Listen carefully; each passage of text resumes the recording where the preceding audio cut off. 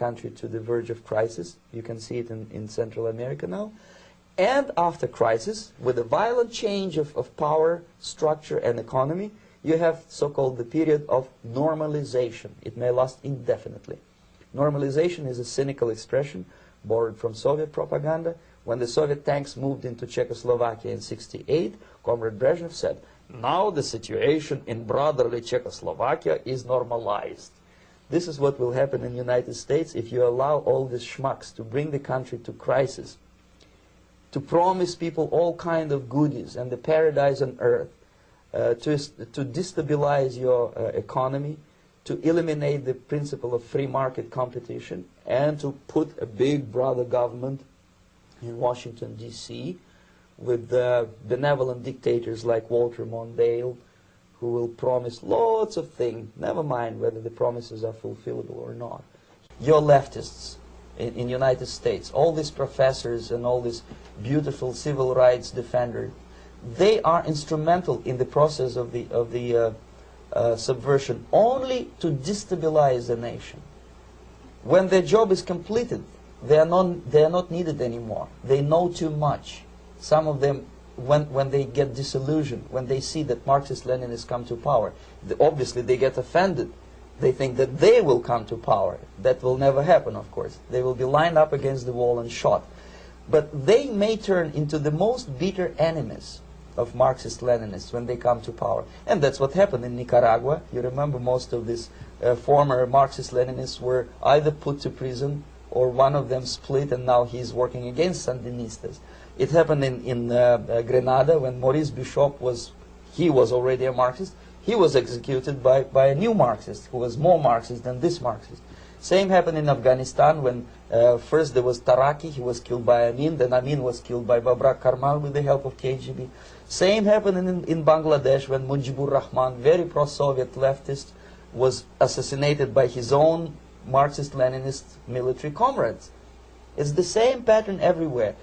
It's divided in four basic stages: demoralization, destabilization, crisis, normalization. They will be lined up against the wall and shot, wall and shot, wall and shot. You are looking at film clips from worldwide newsreels. The title reads, Communist Riots in Tokyo, Japan. A long way off, you think. This communist mob is in Venezuela, right in our own backyard, attacking an American citizen and his wife. A kangaroo court in Havana, condemning hundreds to the firing squad because they incurred the displeasure of Castro and his crowd. This is happening 90 miles from our mainland. Less than 10 minutes by jet bomber. Less than 5 minutes by rocket missile. And where do you think this is? It's communist-inspired student rioting in San Francisco, USA. Look at those faces. The face of communism in America. Is it not high time we ask ourselves?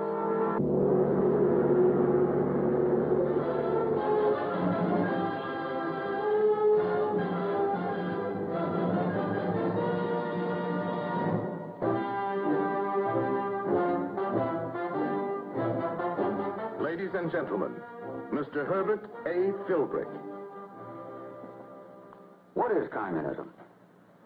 I've been on the inside of communism. I still have contacts. From this knowledge, I tell you as simply and seriously as I know how.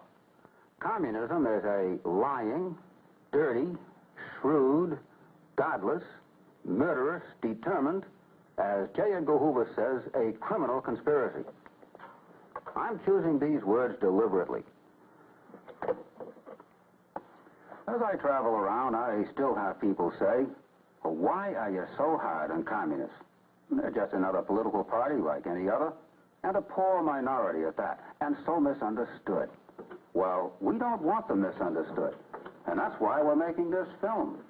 And that's why I say they are lying, dirty, shrewd, godless, murderous, determined, and it is not an American political party like any other. It's an outlawed organization, taking its orders and instructions from another government to do everything possible to destroy our government. It's an international criminal conspiracy. In years to come, if democracy falls, historians are going to look back on this time in which we are now living, and are going to say, how could any free and intelligent people living in a country like America let a gang of vicious outsiders come in and take over? Well, of course, the only answer would be that most Americans didn't realize or couldn't believe until it was too late that communists are what they are. That's why I want to analyze those 3, 6, 9 words.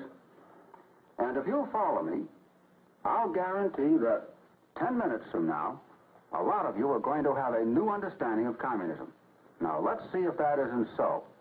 We start with lying. People wonder, how can a communist look you in the eye and tell one bare-faced lie after another with a straight face, the way Gromyko did with President Kennedy on Cuba? Well, the explanation is simple. Lying doesn't mean the same thing to a real communist that it means to you and me. For 9 years, I walked streets like this to meet with other party members down dark hallways, behind closed doors, constantly changing meeting places to avoid suspicion, in musty attics or moldy basement rooms like this. We were taught by our communist leaders and ordered to believe that truth is anything that will promote communism. Therefore, nothing is a lie if it helps the party. So the communists use the lie as a weapon, a shield, and a tool. When you keep that in mind, at last you begin to understand them. When a smiling Khrushchev says the Russians in Cuba are technicians and farm helpers, well, you can suspect there are soldiers too. And when he says only defensive weapons were sent, well, you can suspect there are also intercontinental missiles and bombers. And when he says now they removed them all, well, what do you think? Since it is their sworn duty to tell us whatever will best serve their cause, we should always suspect they are lying. Lying is one of their best tools for playing dirty. Dirty, mean, despicable, ruthless. Slander, blackmail, corruption of character, to stock and trade. They recognize no such things as human dignity or any rights of the individual. Class hatred and open class warfare are their specialty. If they can get a few people killed, well, so much the better. As some were killed in this communist-incited race riot. At this, they are not only dirty, but they are oh so shrewd. Give them credit. They know Americans better than most Americans know communists. They are shrewd with words. How many Americans would volunteer for the Communist Army? Yet, many enlisted when it was called the Abraham Lincoln Brigade, and went off to fight and die with the Communists in the Spanish Civil War. When, in 1943, for tactical reasons, the Communist Party eliminated the Young Communist League, it instantly became the American Youth for Democracy. They don't say, give us the right to operate subversively in our midst. They say, defend the Bill of Rights. They don't call their campaign against our Internal Security Act by that name. They used the Citizens Committee for Constitutional Liberties and the American Committee for the Protection of Foreign Bond. There's the American League for Peace and Democracy, and so on. Well, that last mouthful combines a number of words our people like. Peace, democracy, even the American League. But this is only a drop in the bucket.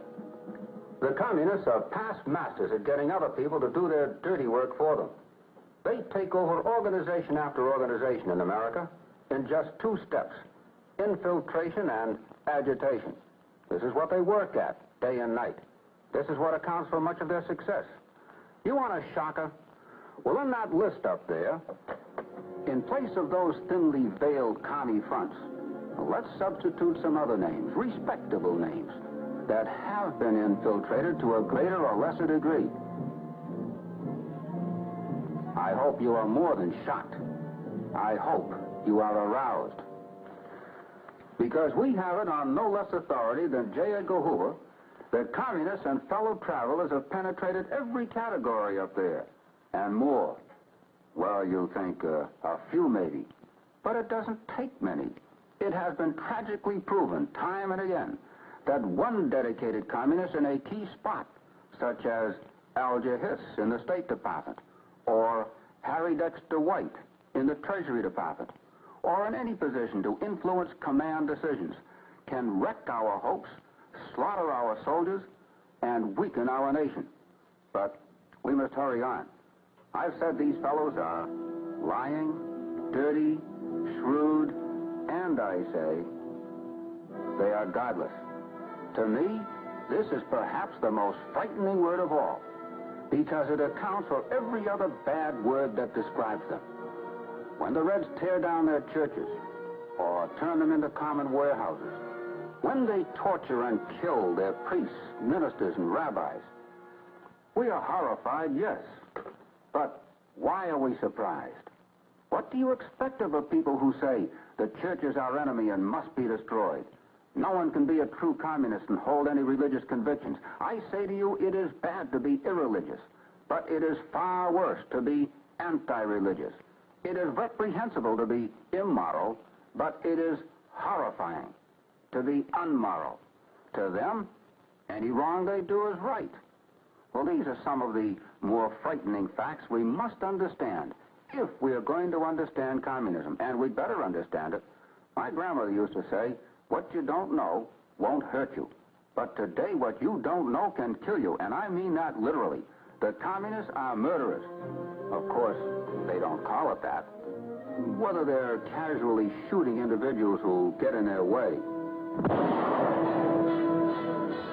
or as in the Katyn Forest Massacre in 1940, maliciously executing 15,000 Polish officers and intellectuals.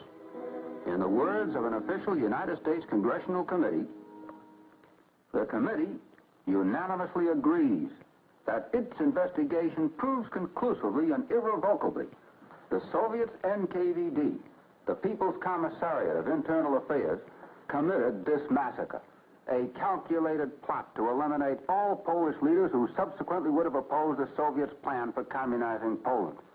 This was plotted shortly after the Soviets' treacherous invasion of Poland in the fall of 1939. We'll not prolong these gruesome scenes taken from this official hearing and report of the United States Congressional Committee, but while you're recoiling from this sight, save a little shudder for yourself. Why? Because this is part of what is planned for you. Yes, the communists have plans for you. As soon as they're in power, they will arrest many of you, seize your property. If you're important enough, they will shoot you, along with all community leaders. The rest of you will be regimented, and some of you forced into slave labor. This is the planned, plotted, tested program they are determined to execute in this country, as they already have in many others. Don't think for a minute their program is on a take-it-or-leave-it basis. When you see where the Reds have grabbed a new slice of territory here or a whole nation there, well, don't tranquilize yourself with the thought that this will satisfy them. Every move they make, every piece of ground they gobble up, every labor union, every government agency, every local organization they infiltrate in this country is just one more step towards their main goal, which is America and you. Occasionally they get their setbacks, but don't let a few defeats raise your hopes any. Even the setbacks are part of their overall strategy. 2 steps forward, 1 step back. Cuba is a classic illustration. Remember this news photo?